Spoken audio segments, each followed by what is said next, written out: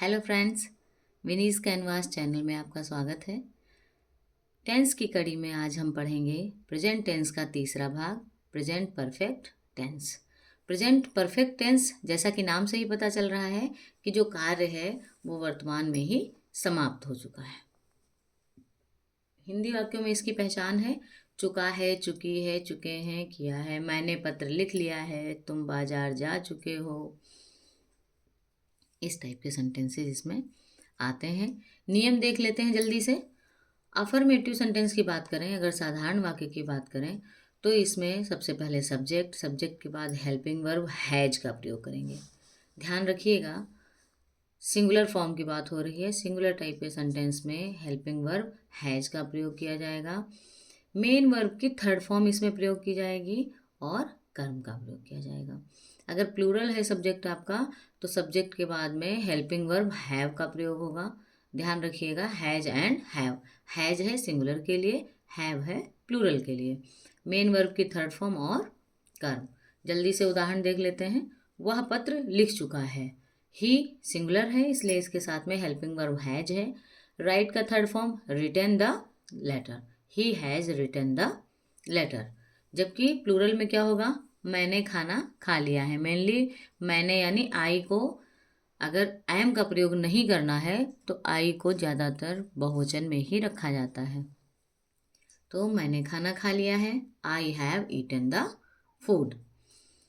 Negative sentence की बात करें तो निगेटिव सेंटेंस में भी आपको और कहीं कोई परिवर्तन नहीं करना है, सिर्फ सेंटेंस में नॉट को ऐड ऑन कर देना है, जोड़ देना है। यानी कि subject helping verb has singular के लिए, हैव प्लूरल के लिए, उसके बाद में नॉट, देन वर्ब की third form and object.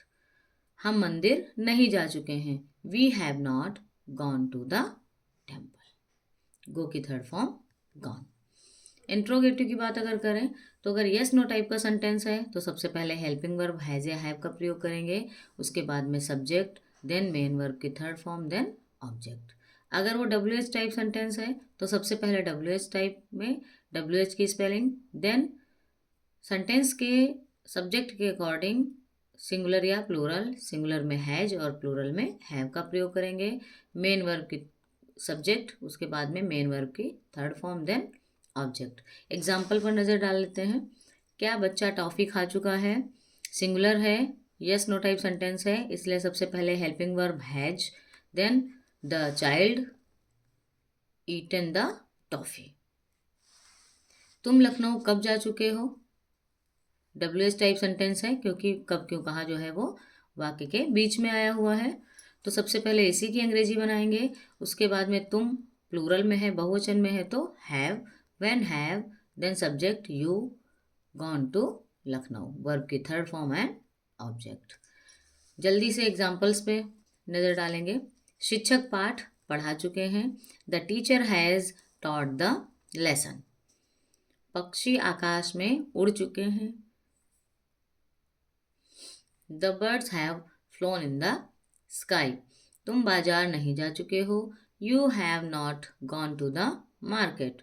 Savita खाना नहीं बना चुकी है, Savita has not cooked the food.